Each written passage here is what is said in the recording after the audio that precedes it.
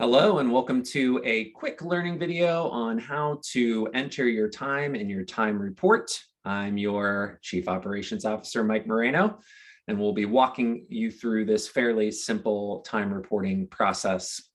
So the first thing you're going to want to do is get to your timesheet, and how you do that is when you're in either your Gmail or you're on google.com, you should see this waffle icon here. Click on that icon and that will show you all the different apps available to you. Click on Google Drive, which will open Google Drive for you.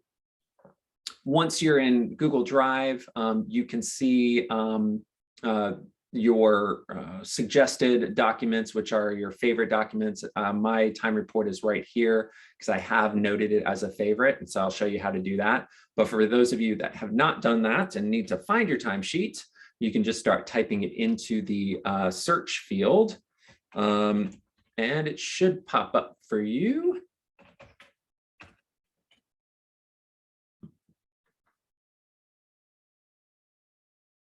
And once it's opened and fully loaded, you'll see the star icon next to the file name. And you can make sure that that star has been selected and is highlighted, and it will add it to your favorites on your Google Drive homepage. So let's walk through the timesheet components, looking at these, the top row column headers here. We have the first column is the date, and then we have the day of the week. Those are pretty self-explanatory. We have your hours worked. This is where you log the actual hours you worked on any given day.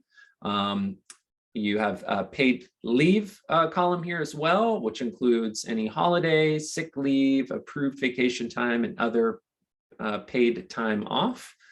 And just a note here, all the holidays, the paid holidays have already been pre-populated for you, except for the paid holiday on July 5th. So you will, if your start date with Civcom was prior to July 5th, then you would add 8 hours in your paid leave column for Monday, July 5th. And then you have your total, your week total, which adds both your hours worked and paid leave to come to that total. And you should always have a minimum of 40 hours logged for your week total. And then once you've completed your timesheet, your supervisor will review your time report and place their initials in the supervisor initials column once they've approved. We'll talk a little bit more about that in a second. So let's dive a little bit deeper into time reporting. So here you can see, just for example purposes, I worked 8 hours on Tuesday. I got approval from my supervisor to be off for or work a half day on Wednesday. So I've logged 8 hours there. I have worked 8 hours on Thursday and 8 hours on Friday. So I included 4 hours in on Wednesday in the paid leave column to get me at a total of 8 hours on Wednesday. And so when it all adds up, I'm at 40 hours. Another scenario could be that I worked 8 hours on Tuesday, 4 hours on Wednesday, but then I worked 10 hours on Thursday and 10 hours on Friday. In which case, I wouldn't need to enter paid leave for Wednesday because I'm really at my 40 hours already, even with the fact that I worked a half day on Wednesday.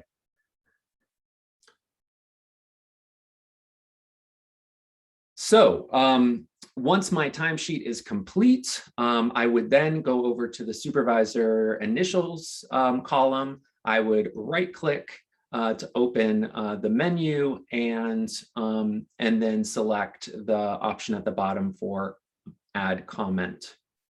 I would then tag my supervisor by using the @ symbol and then selecting my supervisor's name or email address. And then just add a quick note that says, my timesheet is ready for your review and approval. And then I'm going to assign this to my supervisors, so that way they get a little note that says basically that my timesheet's ready, and then I know when they've approved my timesheet, not just by entering their initials into the field, but also by completing this this task. So the hours worked column, pretty straightforward. Your paid leave column, pretty straightforward. Anytime you're entering number of hours in the paid leave column, just a reminder, you should have supervisor approval before you're using that paid leave. For company paid holidays, other than for July 5th, we've already entered those paid holidays in for you. So here's an example on September 6th, we have 8 hours logged here for a company holiday.